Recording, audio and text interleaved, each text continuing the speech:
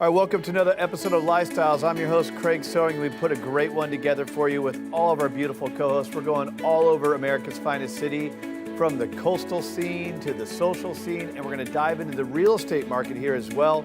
Let's go ahead and get another episode of Lifestyles started right now.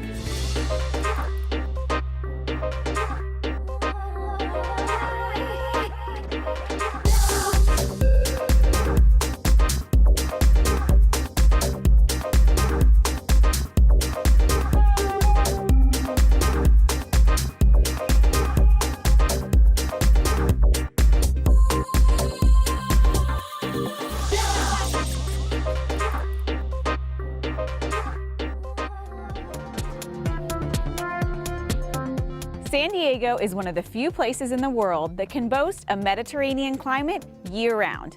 One of the others being the Amalfi Coast in Italy, which is claimed to be one of the most beautiful coastlines in all of the world. I'm here with top producing real estate agent Jesse Salas, who's going to show us a beautiful slice of Italy right here in San Diego. Let's learn a little bit more how you could be living La Vida Dolce.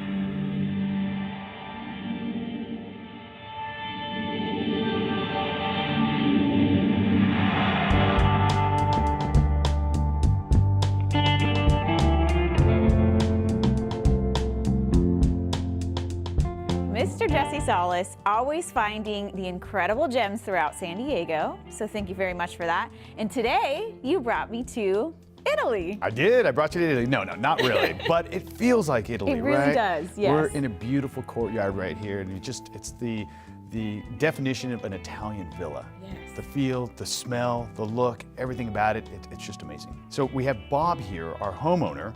Bob, please tell us a little bit about this home. Well, it's kind of the culmination of a dream. I that. went to Italy in the 90s and I fell in love with everything, the people, the language, the food, the wine. But the thing I liked the most was the architecture. And I decided then that I wanted to build an antique Italian villa. And since then I've built two. This is the second one. This is the one I built that I wanted to incorporate all the old world elements. And it's so beautiful. And it's in Cielo, which you were telling me means heaven or the skies in Right. Italy, and it's perfect. What better place? How Yes. perfect, right? Bringing a little bit of the old and the new here with modern features. This is a true gem here in Rancho Santa Fe. And speaking of gems, when we're walking throughout this house, you have these little hidden gems, one of which is called Casa de Leon. Am I saying that correctly? Casa de Leone. And why is that? That's the House of the Lions. And the reason being is that when I had this vision in my mind of building this house, I started accumulating architectural elements. And it became obvious for whatever reason, maybe just circumstance, but many of the elements had lions in them. So the house kind of took on its own name by virtue of the elements in the house. Yes. As you explore the home, especially now knowing that, you see lions everywhere, and it's a beautiful thing. As I was doing my own research and looking at a lot of Italian art and history, it's just standing out to me. So it's really neat to be able to see it, almost like searching for Easter eggs. It's fun. You're walking around and they're just, hidden a little bit on the sink, over the fireplace. Just Subtly, these beautiful yes. pieces. Well, part of that, I think, comes from Dina Gillespie. She was the architect in Cielo. You have to have an architect. I worked well with her, and she was able to kind of uncover what I was thinking and bring it all together. Bob, you got to share. There's so much going on with this house. I mean, besides just feeling like an Italian villa, there's a lot of history here. So I know you've done a lot to bring in a lot of antiques and to not only make it look real, but it really is real. I mean, there's some historic stuff here. Tell me one of your favorite pieces here. Well, one of my favorite pieces is the tile piece in the courtyard. And what this piece is about 150 years old, and the tile elements are about 4 inches thick, and they represent earth, wind, fire, and water, the 4 elements. They're all hand painted, so that's one of my favorites. I'll tell you, one of the pieces I like happens to be the stone out in the front. Now, give us a little bit of the background behind that. Well, again, you don't know if this is truth or fiction, but the story, truth. you're right, the story that was told me was that it was done by the stone carver for the Vatican. And shortly after doing my piece, he unfortunately died of a heart attack at age 46. So It's a treasured piece. Even walking in here, you have a bell tower. I don't think anybody has a bell tower in With a real CLO. bell. I mean, this isn't like a speaker bell sound. It's my favorite thing, yeah, to be able to ring that bell. Yeah, it's a pretty neat feature. But you also brought things specifically from Italy as well. You said from the tile flooring to... well, this is from a monastery, supposedly. These are antique terracotta tiles, built-in Vitri fountain. Most all of the elements are either, if not Italian, European of some sort. So. Your doors, right? I mean, that's Well, another the big one. front door is 1890s. That's from Spain. There's 6 of the courtyard doors that are from 1920s Italy.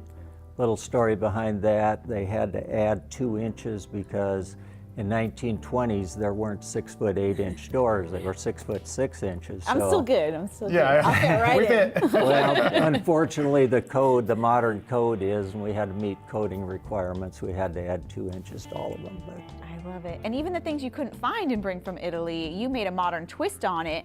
You were showing us this beautiful book from Italy, and you actually replicated the entire benches outside. all right, that idea I took from, there's a 5-star hotel in Positano. It's called Hotel San Pedro. And basically, they have these benches that ring their entire area, dining area. And they're absolutely gorgeous. So I kind of captured that idea and made it into tile benches. And that's the point of this, right? The story, there's a story behind everything. Besides just being beautiful and the amazing views that you have out to the coast and the beach, there's history here. I mean, you can give a tour of this house to your friends and to your family. It's gonna take about an hour and a half or so just to explain everything, and you don't want to miss anything. Yes. It's rare to find anything like that. And I know you have a beautiful, in CLO, beautiful homes, but a lot of those homes, it's the flavor of the month. A lot of real modern stuff that's in 1 minute and then out the next. This is truly a timeless home, Yes. something that's going to be appreciated And it for years feels to like come. a home. It does. 100% feels like a home. Yeah, I think there's relatively few homes you'll find that have 5 stained glass windows from the 20s and 4 tile murals. I mean, it does have a lot of features that, you know, became a labor of love. Yeah, there's a lot of love here. Yes, the modern meeting the old world, and you're doing something very incredible with this old world Tuscan Italian villa. Yes, we got a little bit of old world meeting new world. So this home we are going to be listing on the market very soon, and old world being this house, new world being our Harcourts auction process. So as you know, our auction process with Harcourts, we're the only ones that are doing it. Yes. We've had just so much success with it. We listed about 1,000 last year, and over that 12 months, we had a 90% success rate in listing them. One of the reasons why is we get people through the front door. We get people that come because they see, wow, this is a good deal, a good buy. But really the power of the auction is getting them here to experience what we're seeing here. It becomes an emotional decision for them. They fall in love with the view, they fall in love with the look, the feel. There's so much that happens here that the auction is able to produce. And so we're meeting both of those together, and I'm really excited to see what this one house does. is perfect with all of its history and everything. You walked us through the home and you could just feel the passion that went into building this home Right. and making it from a house to a home. Yes, exactly. And I think right nowadays there's so much focus on contemporary, and everybody wants the cookie cutter and the big open spaces, but this is truly an antique Italian villa, and I want somebody who comes in that appreciates the love and the beauty and, you know, the whole story behind it. Yeah. And I have no doubt that you will find that with this auction. Let's hope. So Jesse, Hard not to fall in love, thank really. you so much for bringing us here, and thank you for having us in your gorgeous home. Thanks, Thank you Bob. for coming.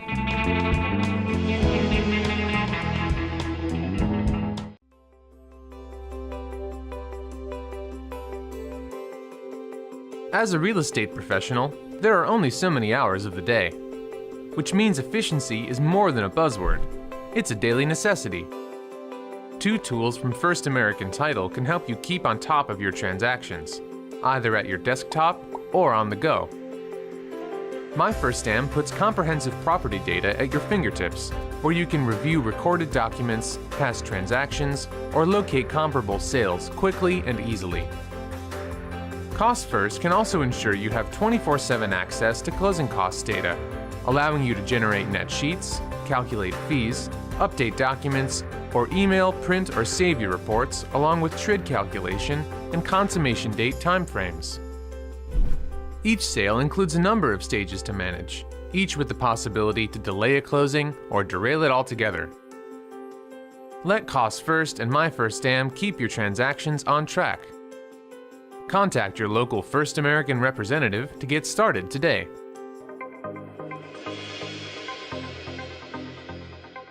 Out here in San Diego, we have the perfect climate that you could pretty much work out anywhere you would like at any time of day.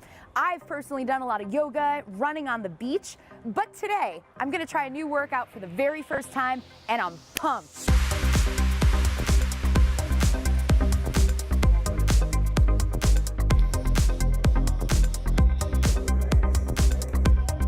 Ryan, I've always wanted to come into a boxing gym actually and give it a try, but I never have just because I've been a little bit intimidated. So I'm glad we finally got here. Maybe I can get some pointers that would have helped me back in high school. I don't know if you have any boxing history. Yeah, actually, I mean, I drive by here every day. I literally can walk here from my house, so I've been dying to try it out too, and I could use some pointers. My only experience with boxing is when I was younger, my brother and I, 2 years apart, he's the younger brother, and we shared a pair of boxing gloves. So I got the left hand because we're both right-handed. He got the right. We'd put a hand behind the back and we'd just go at it. So it's been a while, but yeah, I'm sure I can get some more pointers too. Yeah, Dmitry, what's your history with boxing? I had no experience with boxing until about 5 years ago, when my wife tricked me into trying Title, because she actually joined Title back in Iowa, where we're from. And she loved it, and I was too tired, always had excuses until they're like, no, we have to go. And I came and tried a class, and I realized, like, oh, that's kicking my butt. Okay. And it challenged me, and that I stuck with it. And a few months down the road, I started noticing, hey, I can do this. It's not that hard, you know, and it continued challenging, but it's not as scary as it looks like for people when you mention boxing and imagine this old sweaty gym with a spit bucket in the corner. That's what I imagined. We're completely different. We're not doing any sparring. We're keeping it safe for our members. It's a boxer's workout, actual boxer's workout, but you don't get hit. You get to hit the bag, and we have a badass trainers to keep you motivated and pushing you to going on and on and on through the class. And you walk out feeling recharged, energized, empowered. There are so many things you can feel after the class. And that's what I felt after the first class. That's what got me hooked to that. That's my experience. And I'm still in it. I ended up purchasing this club, and I'm loving every day here. Well, congrats, and that's pretty cool that you just really started boxing and getting a feel for it 5 years ago, and it's had such a transformation in your life. Do you think a lot of people come here to get a big stress relief? That's a big part of it. We have a lot of school teachers that, middle school, high school, they coming in here, and you should see them punching these bags. They're badass with these bags, and they walking out with a smile on their face and like a different person. So yes, it's a big stress release. Very cool. So, well, I don't know how to really segue from boxing to real estate. Oh, it's easy. Yeah? Are you kidding? Yeah, no, real estate, we deal with low blows, offers, and have to counter punch a little bit. So this is, I think there's absolutely some transferable skills here. Make me a tougher negotiator. What's happening these days in real estate now that we're in the heart of spring? Well, stop me if you've heard this before, but low inventory. Yep, we gotta stop. You've heard that? Yep. All right. So look, it's still the same, but we actually have noticed January and February were traditionally and slower, like they are really year in, year out. Everyone thinks January and we're off to the races, but really it takes a couple months for the market to kind of pick up steam. So, I mean, real estate's in a healthy place. The economy, the stock market, I think people are there's a lot of confidence. So it's still tough for buyers, and we're working hard to really work these buyers into properties, sometimes even before they're listed. There's just a lot of things that you can do to really get ahead. Yeah, so to get ahead, I imagine you got to know a little bit of the ins and outs. Sometimes something might come available that isn't necessarily advertised. Yeah. So what's sort of the benefit with you guys? You know, we're in such a high-tech world and things are online and everybody knows that, and that's great. Those tools are needed. But what is sometimes forgotten about is the lost art of networking and really being in the broker community. There are plenty of properties. I've got one right now that's not going to be ready for another couple months because of the seller's situation. But I'm networking with other brokers to let them know something's coming to the market. And I'm doing the same thing when I'm working with buyers. So that networking is about getting out of the office, it's getting out into the community, it's trying to find those hidden gems. A lot of times, especially when inventory's short, we got to do the extra work to find properties for our buyers or to get out there and find the buyers for our sellers. So tell us all about your hot new listing. Yeah, we're really excited about this one. It's right down by Moonlight Beach in Encinitas. You could not have a better location. You can walk to shops, the beach, everything. This is brand new construction, contemporary. Very unique because it's got a basement level with a couple light wells and these cool garden walls. So very unique property. It's on the market 2.9 and we're getting a lot of buzz for it. The interesting thing about it is partially staged, which we do with our listings, but there's a couple of rooms that aren't staged. And what's great is Sotheby's has a brand new app called Curate. And this is exclusive to Sotheby's. And what it does is it scans the room, the floors, the walls as an empty room. And then you can select the style that you want, whether it's mid-century modern or craftsman, and it puts furniture in the room. You can alter it, the placement of it, and then you can actually click on the pieces if you like them, and it'll tell you where to buy them, the price. So it's like having an interior designer right on your phone. Oh, that's super convenient. Yeah. Really cool. Well, I love this whole area of North County because you've got the amazing beaches and the homes, and then you've got such an active community too, people that are always outside working out, and now you've got this lovely gym to work out in too with a lot of light. So are you seeing a lot of these active types that maybe do other types of exercise come in and use the gym here as well? Absolutely, absolutely. And we realize how busy people are with their lives. So we structure our classes to 1 hour, which consists of 15 minutes of actual whole body warm-up. Then it goes into 8 3-minute rounds of boxing with a 1-minute break in between so we can actively rest or get some water and go back. And we finish it up with 15 minutes of core workout. So you get the whole body workout in only 1 hour. So you can get in, get out, and go back doing whatever you're doing. Running triathlon or just taking your kids to school. So we have classes at 5 a.m., we have classes at 7 p.m. is the latest, through a whole day. And we design our club to fit people's needs and their schedule. So it works for the crowd that we have around us. Perfect. Well, I'm all fired up. I'm ready to hit some bags. Me too. Let's go.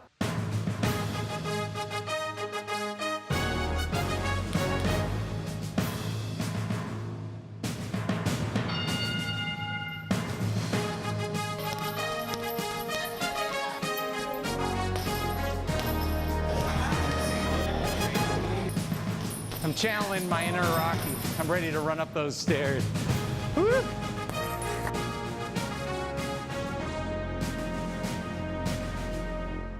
I want you to go a little bit harder, try to push that bag away, get it up at an angle. There we go. Nice job, you guys. Thank you. That was so much harder than I thought it was. Thanks for an incredible workout, Patty. You're welcome. Whew, nice work. I am ready for some serious negotiating now. Bring it on. Yes.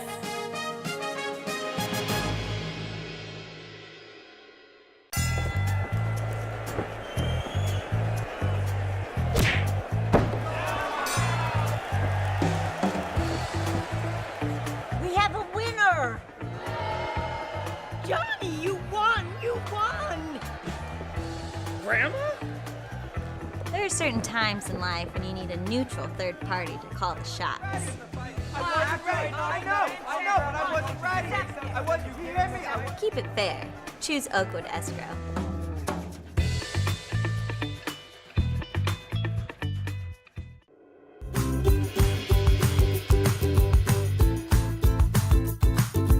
Our Our travels today bring us to Carmel Valley at the Village at Pacific Highlands Ranch. So most of you are probably familiar with Pinterest, and the Mint Studio is basically Pinterest come to life.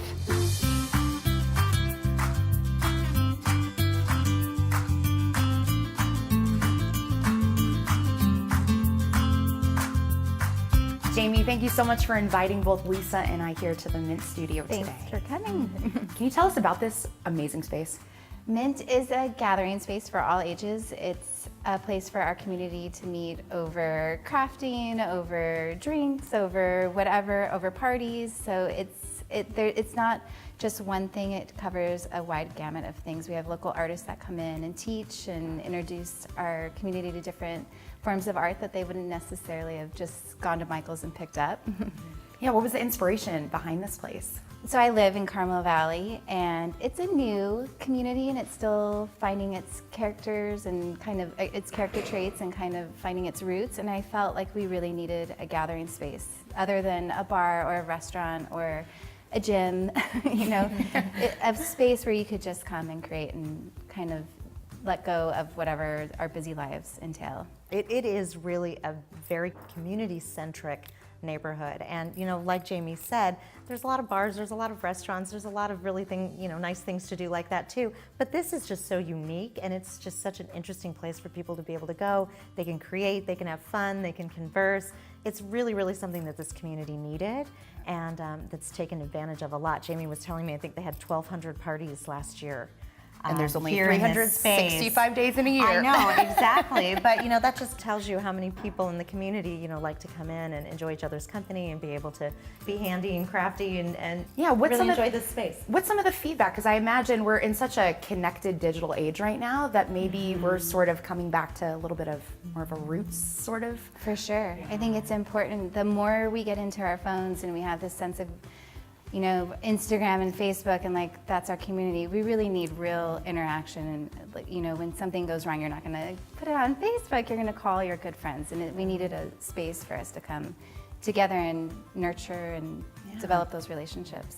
And it was classes, workshops, not all parties. I think I'd go crazy if I had that many parties. It's still a lot. It is a lot. tells you how many people and really the need for this. Yes. I mean, you can go next door to some of the different restaurants, which have their place too, for sure, and you know, and enjoy those places and enjoy your friends there. But coming in and being able to do something with your hands and being off your phones and off of the technology, and particularly for kids, it's not just for adults, but it's for kids. Oh right? yeah.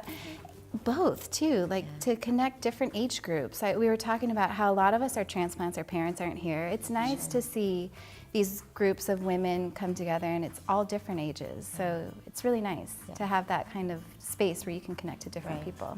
Definitely. What are some of maybe the upcoming workshops that we should know about?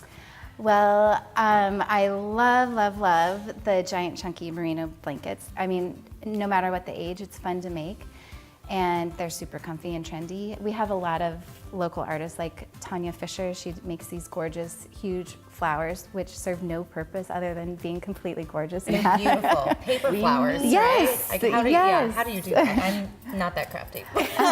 You're well, about she to teaches be. you. I'm going to find out. Yes, I'm going to. We have a lot of our calligraphy classes sell out really quickly. So we have artists come.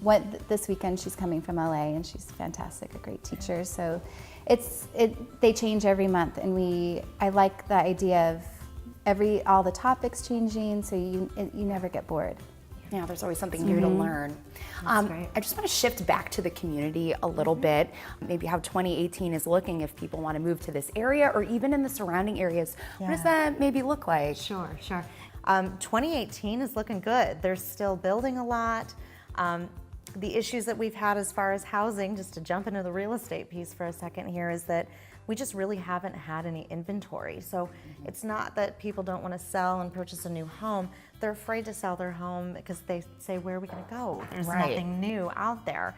So I think 2018 is really going to see a lot more of that. It really is a supply and demand thing. It's not a real estate thing. I'm starting to really see more, more listings coming, more people talking about it. We've got a lot of clients that are starting to say, you know what, we're just going to pull the trigger and go. So as we roll into the spring months, I think we're really going to see a lot more, and business is going to pick up. But it ebbs and flows, right? You've It seen does this ebb over and your flow. career? Yes, I've seen this a lot, and I'm kind of just waiting for that. Prices are high, so sellers get excited, and buyers are still in a really great position too because the interest rates are still so low. So, I'm kind of waiting for that. Everyone's going to put their house on the market at the same time, which is good because then that gives options for the buyers, and it'll kind of start leveling things out, and it won't be quite this frenzy that maybe we've seen in the past. But it does go to show, and we talked a little bit about this earlier, that you really have to have a good agent that knows the community, that networks with other agencies and brokers, because right now it's just so much more important than it ever has been before. We found a lot of off-market opportunities that aren't, homes that aren't on the market yet, that we've been able to lock up and sell before they even come on for our clients, because we just, know of different things and network with different people. And that right now is really how things are getting done. Yeah, because your clients would never even know that exists. Right, exactly. So until we see this big influx of stuff coming on the market, that's going to be a really, really important piece for people to remember. Yeah. Jayme, I understand that this space is going to be used for other purposes as well. Can you go into the details of that? Yes, we are actually, a lot of industries are moving away from a traditional workspace, and there's a lot of very creative people and makers, entrepreneurs. So we're rolling out a co-working space for creatives and entrepreneurs that want to come in and have that sense of community and be able to use it for product shots and different networking and speakers coming in to really help them build their businesses and expand and scale. That's amazing. That's fun. And then you also have another location too that's developing? Yes, it's opening soon. It's very Instagrammy, and we'll have... That's probably a real word, right? Yeah. I think it is. Should be. So we'll move a lot of our homeschool programs, our early development, a lot of the kid programs will be out of our new Del Mar space. And there's throwing on the wheel, that we have a kiln. It's a lot of sensory, cool art there. So yeah, it'll be fun. Oh, well, thank you so much for bringing this to the community here. And I understand that we're actually going to give crafting a little bit of a shot, Lisa and I. You have something in the back for us to do. Going to love it. Let's give it a try.